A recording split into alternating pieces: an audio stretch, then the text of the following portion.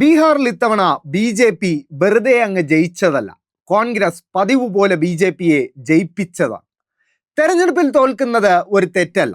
പക്ഷേ ബി.ജെ.പിയെ വിജയിക്കാനായി സ്വയം തോൽവി ക്ഷണിച്ചു വരുത്തുന്ന കോൺഗ്രസ് പാർട്ടി ശരിക്കും അതിൻ്റെ വോട്ടർമാരെ വഞ്ചിക്കുകയാണ്.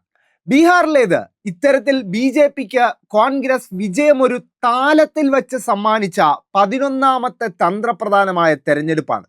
9 തന്ത്രപ്രധാനമായ സംസ്ഥാനങ്ങളുടെ ഭരണമാണ് ഇങ്ങനെ കോൺഗ്രസ് സ്വയം പരാജയം ക്ഷണിച്ചു വരുത്തി ബി.ജെ.പിക്ക് സമ്മാനിച്ചത്. ഒരുപക്ഷെ ആ 10 തെരഞ്ഞെടുപ്പിൽ പകുതിയെങ്കിലും കോൺഗ്രസ് വിജയിച്ചിരുന്നെങ്കിൽ ബി.ജെ.പിക്ക് 2024 ഒരു തുടർഭരണം അസാധ്യമായേനെ.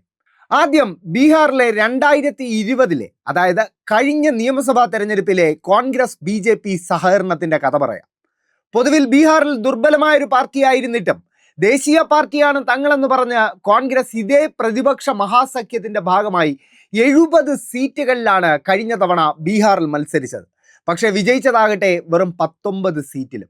അതേസമയം കോൺഗ്രസ് കാരണം കുറവ് സീറ്റുകളിൽ മത്സരിക്കേണ്ടി വന്ന ഇടതു പാർട്ടികൾ പക്ഷേ 29 സീറ്റിൽ മത്സരിച്ച് 16 സീറ്റ് സ്വന്തമാക്കി. അന്ന് കോൺഗ്രസ് പരാജയപ്പെട്ട സീറ്റുകളുടെ ബലത്തിലായിരുന്നു NDA മുന്നണി അധികാരം നിലനിർത്തുന്നത്. അന്ന് പല ബീഹാറിലെ രാഷ്ട്രീയ നിരീക്ഷകരും അഭിപ്രായപ്പെട്ടത് കോൺഗ്രസിന് നൽകിയ സീറ്റുകൾ RJD ഇടതു പാർട്ടികൾക്ക് നൽകിയിരുന്നെങ്കിൽ 2020 തന്നെ ബീഹാറിൽ ബി.ജെ.പി ഭരണം അവസാനിച്ചേനെ എന്നാണ്. ബീഹാറിൽ സ്വയം തോറ്റാണ് കോൺഗ്രസ് ബി.ജെ.പിയുടെ ഭരണം നിലനിർത്തിയതെങ്കിൽ ഈ വർഷം ആദ്യം നടന്ന ഡൽഹി നിയമസഭാ തെരഞ്ഞെടുപ്പിൽ ഭരണകക്ഷിയായ ആം ആദ്മി പാർട്ടിയെ പരാജയപ്പെടുത്താൻ ബി.ജെ.പിക്ക് വേണ്ടി വോട്ട് ഭിന്നിപ്പിക്കുകയായിരുന്നു കോൺഗ്രസ് പാർട്ടി ചെയ്തത്.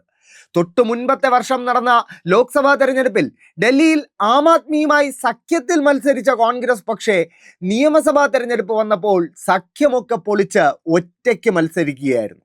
15ലധികം സീറ്റിൽ കോൺഗ്രസ് ഒറ്റയ്ക്ക് മത്സരിച്ച ബി.ജെ.പി വിരുദ്ധ വോട്ട് ഭിന്നിപ്പിച്ചപ്പോൾ പരാജയപ്പെട്ടവരുടെ കൂട്ടത്തിൽ ആം ആദ്മിയുടെ അധ്യക്ഷൻ അരവിന്ദ് കെജ്രിവാളും ഉണ്ടായിരുന്നു.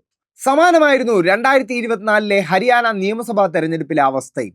അതേ വർഷം നിയമസഭാ തെരഞ്ഞെടുപ്പിന് തൊട്ടു മുൻപ് നടന്ന ലോക്സഭാ തെരഞ്ഞെടുപ്പിൽ ഹരിയാനയിലെ 10 ലോക്സഭാ സീറ്റുകളിൽ 5 കോൺഗ്രസ് ആം ആദ്മി സഖ്യം ബി.ജെ.പിയിൽ നിന്നും പിടിച്ചെടുത്തിരുന്നു. സ്വാഭാവികമായി അതേ സഖ്യത്തിന് നിയമസഭാ തെരഞ്ഞെടുപ്പിൽ ബി.ജെ.പിയെ നിഷ്പ്രയാസം തോൽപ്പിക്കാമായിരുന്നു. പക്ഷേ രാഹുൽ ഗാന്ധിയുടെ കോൺഗ്രസ് അവിടെയും സഖ്യം പൊളിച്ചു, ഒറ്റയ്ക്ക് മത്സരിച്ചു. ഫലമെന്താ? ഒറ്റയ്ക്ക് മത്സരിച്ച ആം ആദ്മിയുടെയും കോൺഗ്രസിന്റെയും സംയുക്ത വോട്ട് വിഹിതത്തെക്കാൾ കുറവ് വോട്ട് വിഹിതം സ്വന്തമാക്കിയ ബി.ജെ.പി ഒരു ആധികാരിക വിജയം ഹരിയാനയിൽ സ്വന്തമാക്കി. സ്വന്തം MLA-മാരെ ബി.ജെ.പിക്ക് സംഭാവന നൽകിയും കോൺഗ്രസ് പലപ്പോഴും ബി.ജെ.പിക്ക് ഭരണം സമ്മാനിച്ചിട്ടുണ്ട്. 2018 മധ്യപ്രദേശ് കർണാടക നിയമസഭാ തെരഞ്ഞെടുപ്പുകൾ ഇതിന്റെ തെളിവുകളാണ്.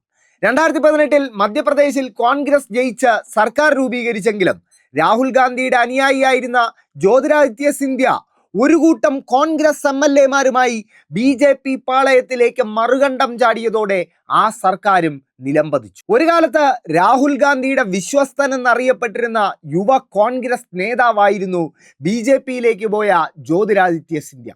കർണാടകയിലും സമാനമായിരുന്നു അവസ്ഥ. സർക്കാർ രൂപീകരിച്ചെങ്കിലും സ്വന്തം MLA-മാരെ ബി.ജെ.പി ചാക്കിട്ടു പിടിക്കുന്നത് തടയാൻ രാഹുൽ ഗാന്ധിക്കോ കോൺഗ്രസിനോ കഴിഞ്ഞില്ല. ഈ കോൺഗ്രസ് ബി.ജെ.പിയെ പരാജയപ്പെടുത്തുമെന്നും ഫാസിസത്തെ പ്രതിരോധിക്കുമെന്നുമൊക്കെ വിശ്വസിച്ച് കോൺഗ്രസിന് വോട്ട് ചെയ്യുന്ന മലയാളികളോട് ഒന്നു മാത്രം പറയുന്നു: നിങ്ങളുടെ വോട്ട് പാഴാവുകയാണ്.